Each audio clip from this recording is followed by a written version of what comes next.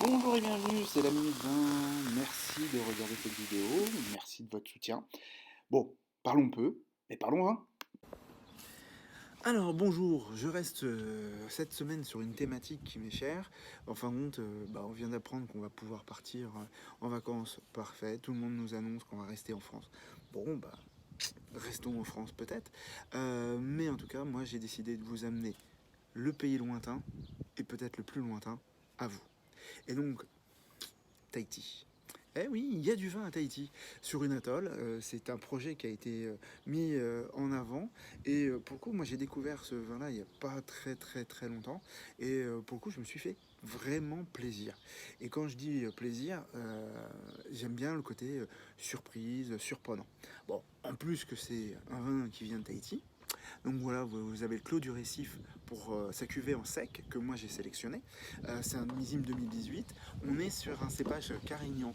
Alors Carignan rouge, ce qui veut dire qu'on est en blanc de noir en termes de vin, puisque c'est un cépage rouge qui nous a donné du vin blanc. Ce qu'il y a, c'est que ça a une particularité de donner une puissance, une structure. C'est surprenant aussi, c'est qu'on a vraiment un côté aromatique qui part sur le côté tilleul, sur le côté floral, qui est intéressant.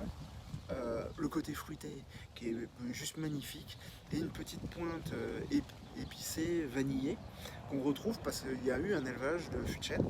Bon, pas énorme parce que 20% de la production a été faite en fût de chêne et après assemblée dans une autre partie qui a été travaillée en cuve inox. Donc pour le coup, c'est juste soutenu, c'est juste fin et super agréable. Mais alors ce qui surprend le plus, c'est qu'on s'attend pas à un côté... Alors moi j'avais dit iodé, mais c'est pas iodé puisqu'on est sur une atoll, donc c'est corallien. Voilà, donc pour le coup on aura de la minéralité corallienne dans ce vin. Association qui est juste géniale. Moi je me suis régalé avec des plateaux de fruits de mer, ça peut aller sur du homard, sur des écrevisses, sur des noix de Saint-Jacques. Franchement, faites-vous plaisir, découvrez-le même pour ce qu'il est. C'est juste une tuerie. Et en plus ça va surprendre tous les amis. Alors pour le deuxième, enfin toujours sur Tahiti, la même propriété, sauf que là on est sur le Blanc Moelleux en 2017. Et ce 2017, moi j'ai été vraiment surpris. J'aime pas vraiment les vins sucrés, donc pour le coup, bon, à chaque fois je m'écœure un petit peu. Mais là, c'est génial, j'ai eu la fraîcheur qu'il me fallait, parce qu'on est sur un cépage Italia et Muscadambourg. Alors Muscadambourg c'est génial parce que ça donne ce côté un peu acacia, côté pêche, gourmandise du fruit. Et en même temps l'Italia ça apporte la petite acidité. Donc en fin on a un vin qui est très équilibré entre l'acidité et le sucre. Surtout qu'en plus en sucre, 25 grammes de sucre résiduel. Pour un vin sucré c'est pas énorme. Donc pour le coup on va pouvoir ne pas être pâteux au niveau de ce sucre. Donc c'est juste top. Comment le déguster? Bon, pour le coup, soit l'apéritif, pour le faire découvrir, soit sur des plats un peu sucrés-salés, et notamment, je pense à des riz, on appelle ça des riz créoles, ce qui n'est pas tout à fait vrai. C'est un riz pilaf travaillé avec des raisins, de l'ananas et des amandes. Bon, ceci dit, avec un petit morceau de poulet travaillé en sauce curry, ça va être génial.